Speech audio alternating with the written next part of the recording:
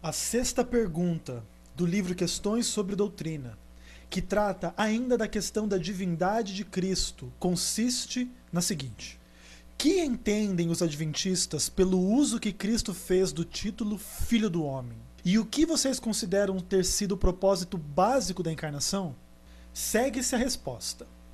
A palavra inspirada e o Verbo que se fez carne são pilares gêmeos e fundamentais na fé adventista do sétimo dia, em comum com todos os cristãos fiéis.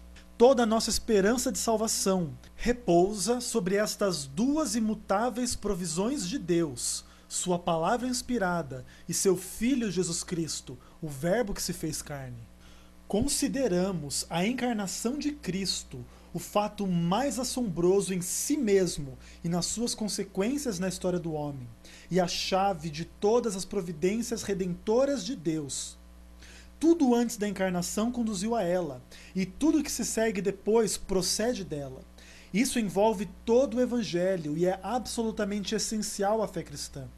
Esta união da divindade com a humanidade, do infinito com o finito, do Criador com a criatura, a fim de que a divindade pudesse ser revelada na humanidade, está além de nossa compreensão. Porém, por meio dessa provisão, Cristo uniu em sua própria pessoa o céu e a terra, Deus e o homem. Por ocasião de sua encarnação, Cristo se tornou o que não era antes. Tomou sobre si a forma corpórea humana e aceitou as limitações dessa vida corpórea como modo de viver enquanto esteve na terra entre os homens.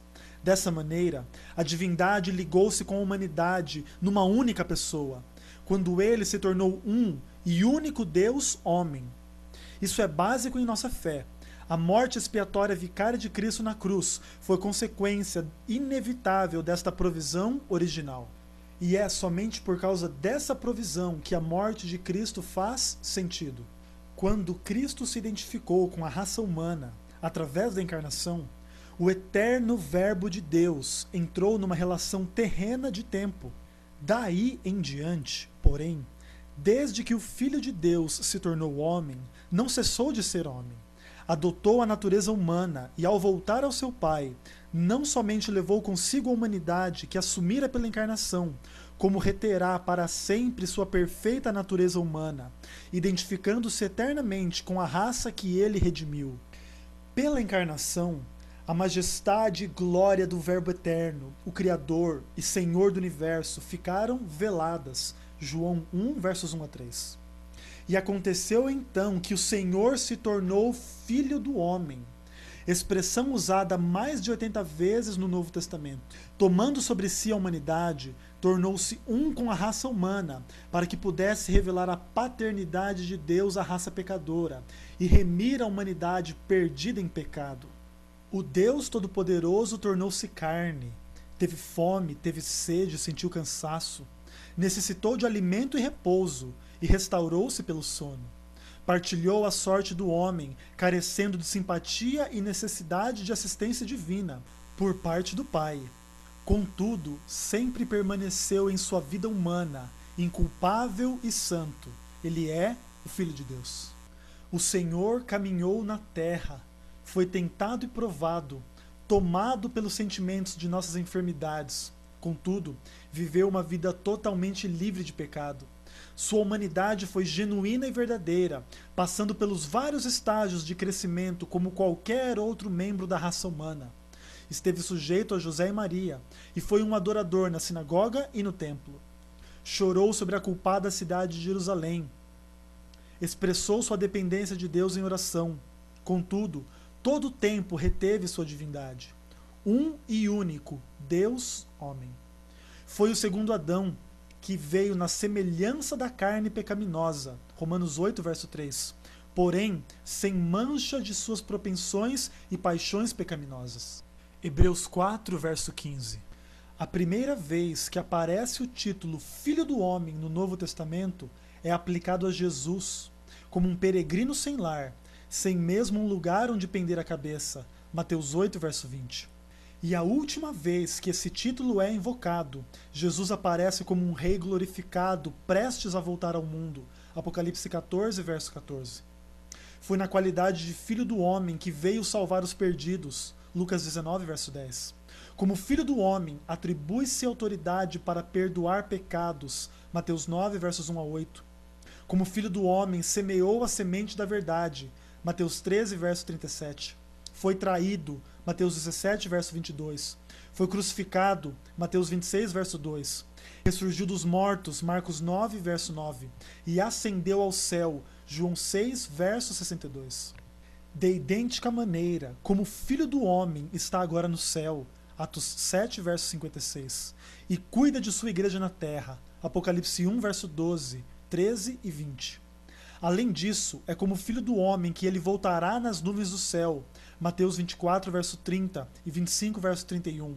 E como Filho do Homem executará o juízo. João 5, 27. E receberá seu reino. Daniel 7, versos 13 e 14. Este é o registro inspirado acerca de seu papel como Filho do Homem. Quanto ao propósito da encarnação de Cristo, a resposta aparece nos textos que apoiam os seguintes pontos, que resumem as razões de sua vinda à Terra em forma humana. Primeiro, veio para revelar Deus ao mundo. João 1, verso 14. Veio, em segundo lugar, para unir Deus e o homem. João 1, verso 51. Terceiro, veio para identificar-se com o homem. É chamado de Filho do Homem. Quarto, veio para levar os pecados da humanidade. João 1, verso 29. Quinto, veio para morrer em nosso lugar, cumprindo a profecia de Isaías 53, versos 5 a 10. E sexto e último, veio para destruir o diabo e suas obras. Hebreus 2, verso 14.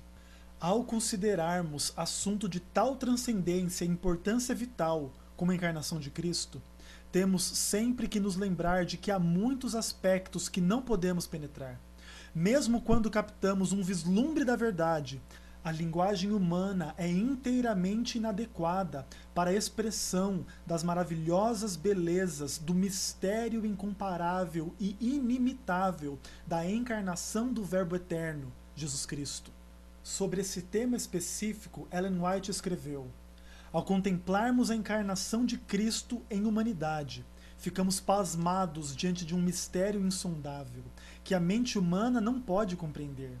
Quanto mais refletimos sobre ela, tanto mais assombrosa ela parece. Ainda que isso seja verdadeiro, há, graças a Deus, certos aspectos da verdade que têm sido reveladas. E o que se tornou conhecido na palavra do Senhor é para o nosso estudo. A mesma autora escreveu o seguinte sobre este ponto: quando queremos estudar um problema profundo, fixemos nossa mente na coisa mais maravilhosa que ocorreu na terra ou no céu, a encarnação do Filho de Deus.